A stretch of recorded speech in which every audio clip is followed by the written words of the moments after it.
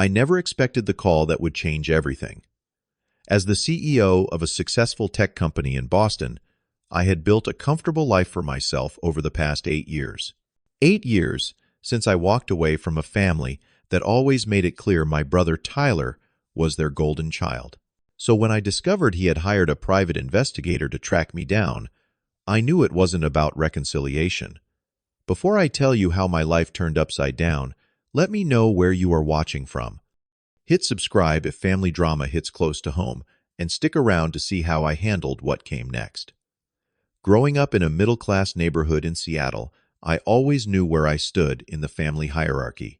My parents, Margaret and Howard, never tried to hide their favoritism. Tyler was their star, their pride and joy. 2 years older than me, he excelled at everything he touched. Football captain, straight A student, most likely to succeed. The golden child, whose trophies lined our living room shelves, while my computer coding certificates were tucked away in my bedroom drawer. When Tyler scored the winning touchdown, my parents threw a backyard barbecue. When I won the regional science competition, they said, "That is nice, Frederick, but could you take out the trash?" Every conversation at dinner revolved around Tyler, his achievements, his prospects. I was the afterthought, the footnote in our family story. My interests in computers and entrepreneurship were dismissed as a phase. "Nobody makes money playing with computers all day," my father would say, despite the tech boom happening all around us in Seattle. "You should focus on something practical, like business administration. Look at your brother planning for pre-law." The constant comparisons made me feel inadequate. At family gatherings, relatives would ask Tyler about his latest achievements, then turn to me with that sympathetic smile. "And what about you, Frederick? Still doing that computer stuff?" I learned to answer briefly and turn the conversation elsewhere, shrinking myself to fit the space they had allocated for me. My high school graduation party was actually a dual celebration of my graduation and Tyler getting accepted to Stanford Law. Somehow, his future achievement overshadowed my present one. I remember standing by the punch bowl, watching my parents beam at Tyler while he chatted with their friends. No one asked about my plans to study computer science or my scholarship to State University. I was invisible in plain sight. When college time came, the disparity became impossible to ignore. I got into State University on a partial scholarship, which I was proud of, but my parents made it clear they would not help with tuition. "We have to save for Tyler's law school," they explained, as if it was the most natural thing in the world to prioritize his future education over my current one. I worked multiple jobs to make ends meet. Mornings at the campus, coffee shop evenings, waiting tables, weekends doing tech support. Between shifts and classes, I still found time for what I loved, coding. My first app took shape in that cramped dorm room, written in the hours between midnight and dawn, when my roommate was asleep and the world was quiet. The breaking point came during Thanksgiving of my sophomore year. I had finally launched my app, a simple tool for students to exchange textbooks and course materials. It was small, but it was mine, and it was starting to gain traction on campus. At dinner, I excitedly shared my plans to expand it to other colleges. Tyler scoffed, playing entrepreneur, while the rest of us do real work. Classic Frederick, always looking for shortcuts. My mother chimed in, "Honey, is this app thing distracting from your studies? Your grades should come first." "My grades are fine," I said, "and this is not a distraction. This could be a real business someday." My father put down his fork with that look of disappointment I knew so well. "Frederick, when are you going to grow up?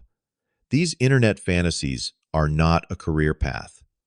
Tyler has already lined up a summer internship at Thompson and Brigham Law Firm. Something in me snapped. Years of being the afterthought, the lesser son crystallized in that moment. And yet here we are talking about Tyler again. Did you know my app has 300 users already, that I have been approached by an angel investor? No, because you never ask, you never care. The silence was deafening. Then Tyler laughed, that condescending chuckle that made me feel 2 inches tall. An angel investor. for a glorified Craigslist for broke college kids. Sure, Frederick. And I am about to be made partner at a law firm before I even start law school. My parents did not defend me. Instead, my father issued an ultimatum. Frederick, this attitude stops now. Get a real job like your brother, focus on graduating, or do not bother coming home again.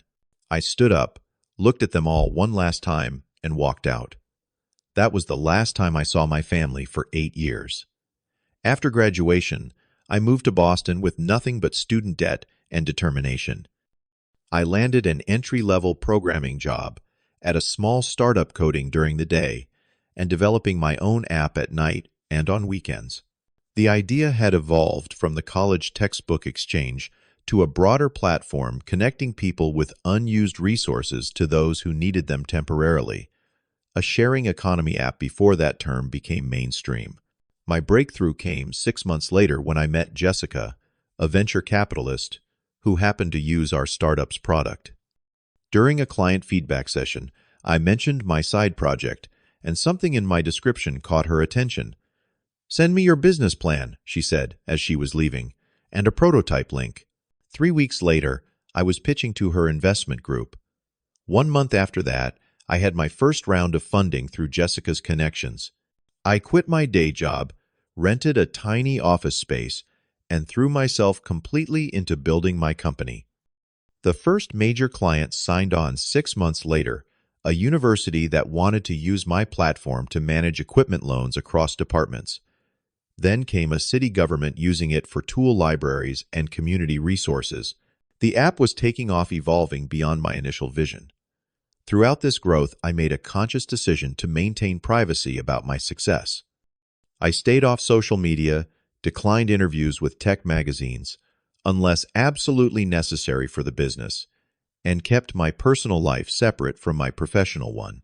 Part of me was still the invisible kid at the dinner table, expecting my achievements to be dismissed or overshadowed. 8 years passed quickly when you are building something you believe in. My company had grown beyond that initial app to a suite of sharing economy solutions used by universities, municipalities, and businesses across the country.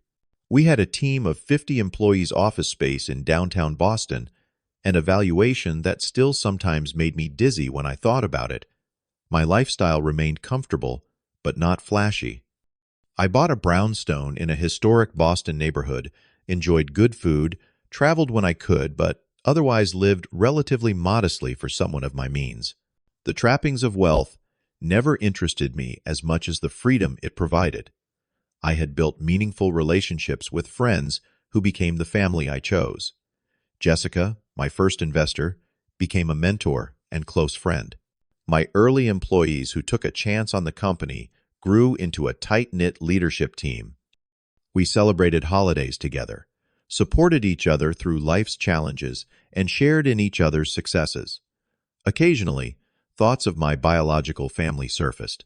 On birthdays, holidays, when I achieved a major milestone, I wondered if they ever thought of me, if they regretted the ultimatum that drove me away. But I never reached out, and neither did they. The silence between us hardened into a wall that seemed impossible to breach. Until the day my company's security team flagged an unusual email. Someone had been asking questions about me, about my role in the company, about my personal life.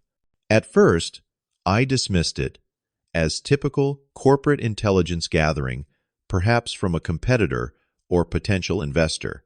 But then came reports of someone photographing my home, following me to my favorite coffee shop, lingering outside our office building.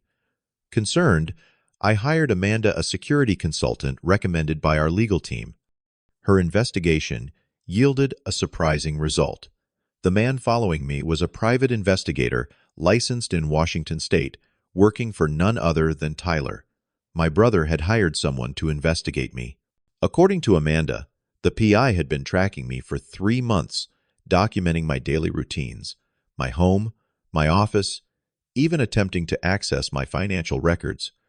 The thoroughness of the investigation was disturbing, but more disturbing was the question, why would Tyler be investigating me After 8 years of silence, I was still processing this information when my phone rang with a number I had not seen in nearly a decade, my mother's.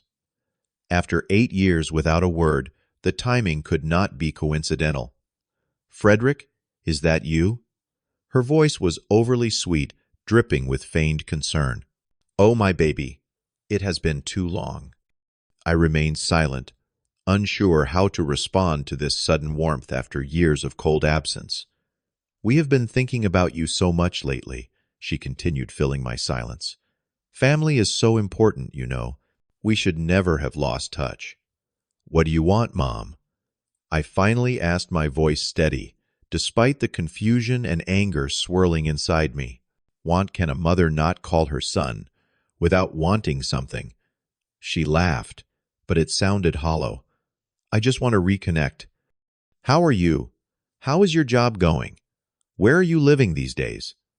The questions were too pointed, too focused on my circumstances rather than me as a person. I gave evasive answers while mentally connecting the dots between the PI and this sudden interest in my life. "We are having a family reunion next month," she said eventually. "Everyone would love to see you. Everyone is curious about your life now." I bet they are, I thought. But I simply said I would think about it and ended the call. Immediately, I called my cousin Zach, the only family member I had maintained any contact with over the years. He had always been kind to me, standing apart from the family dynamics that drove me away. "Frederick, man, I was going to call you," Zach said. "Things are bad with Uncle Howard and Aunt Margaret." According to Zach, Tyler's real estate development company had failed spectacularly. He had convinced my parents to invest their retirement savings in his venture, promising huge returns. Now, they were facing financial ruin with the house mortgaged to the hilt and creditors calling daily. "Tyler is desperate to find new investors or money from somewhere," Zach explained. "Then last month, he saw your company mentioned in that tech magazine feature on successful Boston startups. He went ballistic, saying you had been hiding your success from the family." The picture became clear. The PI, the sudden call, the reunion invitation. They had discovered I had money, and they wanted it. The family that had discarded me now saw me as their financial salvation. The discovery that my family's renewed interest stemmed from financial desperation left me conflicted. Part of me wanted to ignore the reunion invitation entirely to maintain the wall of silence that had protected me for 8 years. Another part was curious, perhaps even hopeful, that confronting the past might bring some closure.